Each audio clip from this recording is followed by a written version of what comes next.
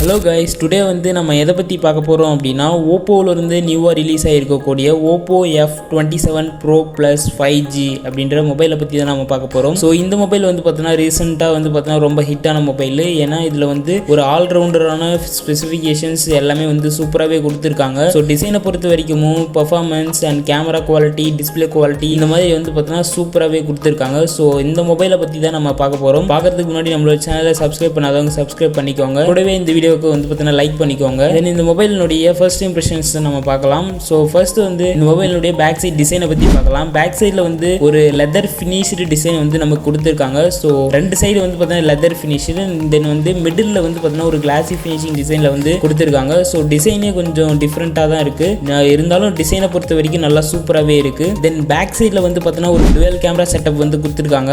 64 mega பிக்சலுக்கான ஒரு main camera, 2 mega பிக்சலுக்கான macro சென்சார்னு ஒரு dual camera setup வந்து கொடுத்துருக்காங்க. ஸோ இதை வச்சு நம்மளால வந்து 4K 30 fps வரைக்கும் நம்மளால வீடியோஸ் எடுத்துக்க முடியும். அண்ட் தென் வந்து நல்ல குவாலிட்டி ஃபோட்டோஸ்லையும் நம்மளால வந்து எடுத்துக்க முடியும். இந்த மொபைல் பார்த்தீங்கன்னா கிட்டத்தட்ட 177 கிராம் வந்து வெயிட் இருக்கு. ஸோ வெயிட்டை பொறுத்த வரைக்கும் செம்ம சூப்பராக வந்து மேனுஃபேக்சர் பண்ணியிருக்காங்க. ஸோ வெயிட்டை பொறுத்த வரைக்கும் செம்ம லெஸ்ஸாக இருக்கு. அண்ட் தென் வந்து ஃபோனும் வந்து பார்த்தீங்கன்னா நல்லா ஸ்லிம்மாகவே இருக்கு. வாட்டர் ரெசிஸ்டன்ட் ரேட்டிங்கை பொறுத்த வரைக்கும் IP69க்கான வாட்டர் ரெசிஸ்டன்ட் ரேட்டிங் வந்து கொடுத்துருக்காங்க. ஸோ அதனால வாட்டர் ரெசிஸ்டன்ட் ரேட்டிங் கொடுத்துருக்கிறதுனால நம்மளால வந்து இந்த மொபைலை வந்து தண்ணிலேயே போட்டால் கூட அந்த அளவுக்கு பெரிய ப்ராப்ளம் இருக்காது. ஏன்னா வாட்டர் ப்ரூஃப்டு மொபைல் தான். IP64, 68 இந்த இதுக்கு மேலே போனாலே நமக்கு வந்து வாட்டர் ரெசிஸ்டன்ட் வந்து பக்காவான லெவலில் இருக்கும். ஸோ இதில் வந்து 69க்கான ரேட்டிங் வந்து கொடுத்துருக்காங்க. நெக்ஸ்ட் இந்த மொபைலுடைய ஃப்ரண்ட் சைட் டிசைனை பற்றி, ஃப்ரண்ட் சைடில் என்னென்ன கொடுத்துருக்காங்க அப்படின்றத பற்றி பார்க்கலாம். ஃப்ரண்ட் சைடில் வந்து 6.7 இன்ச்சஸ்க்கான AMOLED வித் 1 பில்லியன் கலர் சப்போர்ட்டோடையும் அதில் வந்து 120 ஹெர்ட்ஸ்க்கான ஒரு டிஸ்பிளே வந்து கொடுத்துருக்காங்க.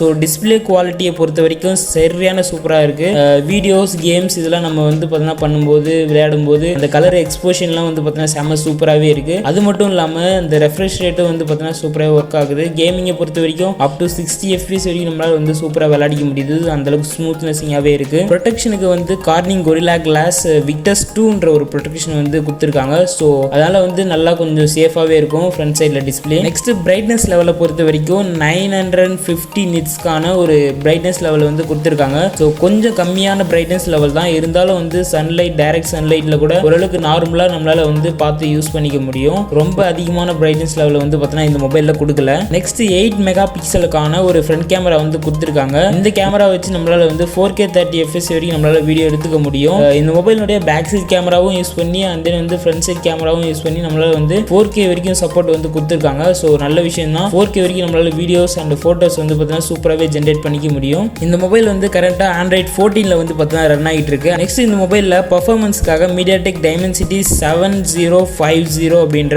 ஒரு 6 நானோமீட்டர் 5G ப்ராசஸர் வந்து கொடுத்துருக்காங்க. ஸோ இந்த ப்ராசஸர் பொறுத்த வரைக்கும் ஒரு நல்ல ஒரு கேமிங் பர்ஃபார்மன்ஸ் கொண்ட ஒரு ப்ராசஸர் தான்.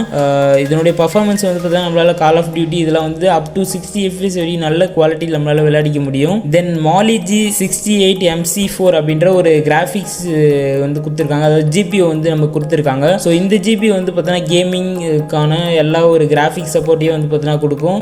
பப்ஜி சொன்ன மாதிரி வந்து பார்த்தீங்கன்னா 60 fps அந்த அளவுக்கு வச்சு விளையாடிக்க முடியும். நல்லா கொஞ்சம் ஹை லெவல் குவாலிட்டியில் வச்சு கூட நம்மளால் விளையாடிக்க முடியும். நல்லாவே வந்து பார்த்தீங்கன்னா ஒர்க் ஆகும். நெக்ஸ்ட் 5000 mAhக்கான பேட்டரி வந்து கொடுத்துருக்காங்க. 67 வாட்க்கான fast charging support and adapter இதெல்லாம் வந்து கொடுத்துருக்காங்க. 30 to 40 மினிட்ஸ்க்குள்ளார நம்மளால் ஃபுல் சார்ஜ் நம்மளால் வந்து பண்ணிக்க முடியும். இந்த மொபைலில் AMOLED டிஸ்பிளே வந்து யூஸ் பண்ணியிருக்கிறதுனால இதில் வந்து அண்டர் டிஸ்பிளேலே வந்து பார்த்தீங்கன்னா ஃபிங்கர் பிரிண்ட் சென்சார் வந்து யூஸ் பண்ணியிருக்காங்க. ஸோ நம்மளால் வந்து அதை யூஸ் பண்ணி நம்மளால் மொபைல் அன்லாக் பண்ணிக்க முடியும். இந்த மொபைல் வந்து பார்த்தீங்கன்னா 8GB RAM 128GB ROM அந்த ஒரு வேரியண்ட்ல இருந்து இது வந்து ஸ்டார்ட் ஆகுது. ஸோ இதனுடைய ஸ்டார்டிங் பிரைஸ் வந்து பார்த்தோன்னா 23Kல இருந்து நமக்கு வந்து ஸ்டார்ட் ஆகுது.